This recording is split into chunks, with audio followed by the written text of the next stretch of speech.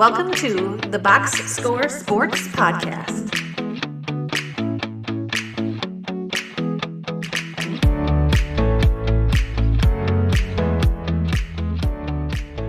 On to this Pacific Vision Division, Yeah. if I can talk. Okay, Pacific Division. We'll start with the Lakers. So they were the number 3 seed this last year. They're 50 and 32.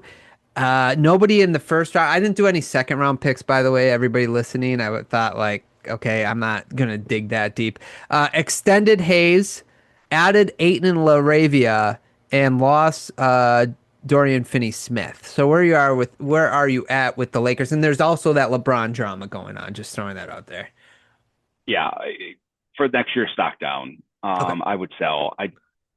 They were the 3 seed again. When you look at the seeds in the West, it's hard to go by. They were all within a game or two. Right. But I don't think Aiton's a great fit.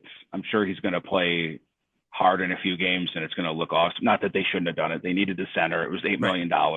Take your shot.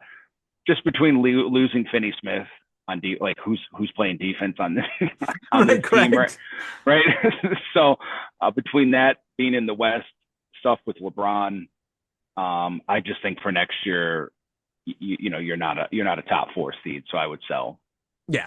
I have slight down as well. I was going to hold it, but I thought like, do I love the Aiton pickup? No, but I do think like I understand why they did it. Like you said, they needed a center. Like, are you going to really start Jackson Hayes again? Like, no. And then if you don't have a center, it's worse. So at least they got a guy that can be like 15 and 10 every night. I do kind of like LaRavia. I like him, but I don't like him over Dorian Finney-Smith. So to me, I'm just like, well, I don't know. I'm with you. Slight down. I do think we have to watch the LeBron saga a little bit. And then the other thing I'm kind of interested in is Luca and how he has reacted to all the trading. Is he really like, obviously we're going to get all the best shape of his life articles this offseason that he's hitting the gym. I'm interested to see what he looks like at the beginning of the season. I could see like him if on a revenge tour in a way, and maybe he'll get in excellent shape and we'll be like, oh man, I should have bought that thing while it was low. But it is pretty high. Like you said, they were the 3rd seed last year, even though you're right there, we're all in the same games won range. I'm gonna say slight down for the Lakers. Yeah, and I think part of the drama shows, like Brooke Lopez, who was $9 million, so just a little more. His second year is like a team option with the Clippers. And I think part of the thing with the Lakers is some guys are hesitant. I feel are hesitant to do some of these deals because they know the Lakers are probably just signing them to trade them. Yeah. And if instead of being traded, I might as well just go to a team I would prefer. That might give me some optionality. So I think that plays into some of these guys that have options waiting.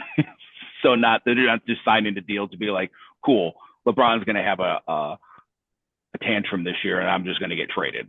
Yeah, right. Exactly. Yeah, that's true. True. Okay, let's go to the Clippers. They were the 5th seed last year, 50 and 32. They extended Batum and Harden. They drafted a guy in the first round named Conan. I think he was a center or forward. He was 6'11". I was like, oh, that's interesting. They added John Collins, as we already talked about, and Brooke Lopez. They lost Eubanks and Powell. How are we feeling about the Clippers? Clippers, similar to the Lakers, I would sell, even if they ended up with Bradley Beal. While Bradley Beal is fine, I think you run into, as we talked about with Phoenix, some spacing issues. Powell is a bomber from 3. Bradley Beal is not that. So I just think between the health, another year older of Harden, they're just kind of piecing it together for future years. So I think I would sell the Clippers now, and this would be a team I would probably look to buy back in a year and a half. Sure. If they're going to go the cap space route, because I think if they're disciplined, they can recover nicely after the Harden and Kawhi deals. Okay, I like it. I did slide up. I'll be honest. I did a swipe up. I think I like John Collins just a little bit more than you do. I don't love him. I just think if he can continue the shooting, I like the idea of having him at power forward with Kawhi at small forward going into the season with Bogdanovich or Beal or Dunn at the 2. I like that as far as a starting lineup or Derek Jones. And I like Brook Lopez as a backup center. Like, get him in there. He spaces the floor nicely. You're only going to depend on him for like 20 minutes a game, 25 minutes a game, tops. You got Zubac, who had like the best year of his career last year. So I think he'll be a little bit, at least at the same level. That'll be good.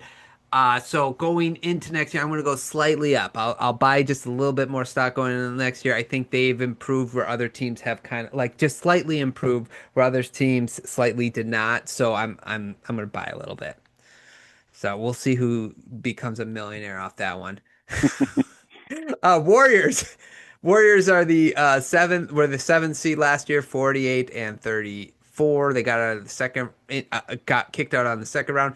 They extended no one. They added nobody. They lost Looney, and that's it. So where we are with the Warriors? What do you think? I would hold the Warriors. I think they will pull something out, whether it's keeping Kuminga, trading him halfway through the year, or locking in Al Horford, to replace some of those minutes. So I would hold. I don't think there's much short-term downside because they're kind of all in for next year. So if I had to for one more year, I would hold and hope for the upside. Yeah, this is the one team I'm like, I don't think they're totally done. Like, this can't be their offseason. So that's why I'm with you on the hold. It's like, we got to figure out what's going on with the Kuminga thing, the Al Horford thing. So I'm not comfortable like being like, oh, this team's going to be a little worse next year or whatever. We got to see what they do still. They haven't done anything, so we'll see what they do still. But I'm with you. I'm holding stock on the Warriors. Kings, they were the 9 seed last year, 20 and 20, 40 and 42. They drafted Clifford. They extended no one. They added Eubanks, Schroeder, and Saric, and they lost LaRavia and Jonas Valanciunas. How we feeling about the Kings? Ugh, the Yeah. Kings always. I guess at this moment I would hold. Like Okay. I don't see them being the 9 seed. So if you're telling me they're going to be in the 9-10 range, I would probably tend to agree with that. Um, so it'd either be a hold to a slight down because they might do something dumb. But as of this moment, at least adding Schroeder, you got some guard depth, someone that can play. So I guess if I had to, I would hold, but I would be nervous. Yeah, I'm gonna slightly down. I'm a slight down. Like you said, I think they'll be fighting for that play in, so I don't know if there's much of a difference. I'm not fan of Eubanks or Saric being in the, like, are they an improvement from Jonas? I don't think so, unless if Jonas is gone. I liked LaRavia, as I already mentioned. So them losing him basically for nothing, I didn't like that. Schroeder, though, I love him. He helped the Pistons last year, so I love him.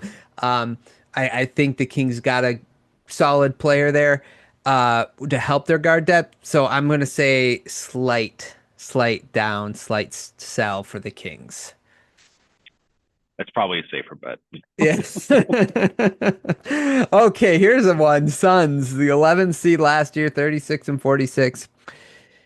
They extended no one. They added Brooks, Green, and Williams. They lost Jones, Durant, Plumlee, and Cody Martin.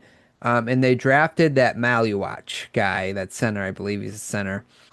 How are we feeling about the Suns? You can take all of mine. I Yeah. don't want any. I don't want any of this. Again, if you look at the players they got, not terrible, right? I mean, Durant was a sunk cost. Just get what you can.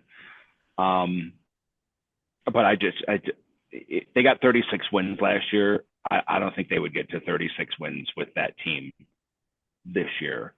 So for short term, well, even for long term, because they don't have many picks, and it sounds like they're going to extend Booker for his 150 for 2 years. I would sell. I don't like much of what they're doing. Maybe they can turn Brooks into something. Maybe they can turn Green into something. But there's not a lot of in the West. There's not a lot of, hey, are we going to be anything more than maybe a 10 seed if things click? So And I think that's shooting high anyhow. Yeah, I kind of want this Beal thing to be figured out a little bit, like before I would totally well, not commit, but like, is it like a slight down or is it like burn my stock type of thing? Because that's like if they go in the next season with Beal, Green, and Booker, you can just light that thing on fire. Like that's the way I feel. The Maluach, I'm kind of intrigued by him because I guess he's still quite young. He's a big 7'1" center. I just like I don't know from he hasn't played basketball a whole lot, so it's going to be interesting to watch him develop. I the idea of Mark Williams is always better than Mark Williams, like because he can't stay healthy is part of the problem. And I do like the Dylan Brooks fit next to Booker as sort of like an enforcer of defensive player. The problem is I don't like Jalen Green next to Booker. I don't like that at all. And it sounds like they want to go in the season and try it. And it's like, okay, who's going to be your point guard? Isn't that this a reason why Beal and Booker didn't work out? But I guess they don't see it that way. So I'm with you. I'm definitely going stock down. I don't know how far down I would go. I think if they go in the season with Beal, I'd burn it. I wouldn't even try to sell it because it's going to be worthless. But if maybe they can like get rid of Beal and add someone else or whatever, it could look a teeny bit better. But I'm with you. I'm going sell that stock. Yeah, take it all. Take it all. Okay. Well, go ahead. Sorry. I was just saying, whatever you can give me. Yeah. I want out. Third round picks in the NBA draft, I'll take it. there's none. Okay, let's do the Southwest. The Southwest. Thanks so much for watching this clip of the Box Score Sports Podcast. I hope you guys enjoyed. If you haven't yet, please subscribe to our channel. Follow us on Instagram and Twitter or X, and we'll talk to you guys real soon. See ya.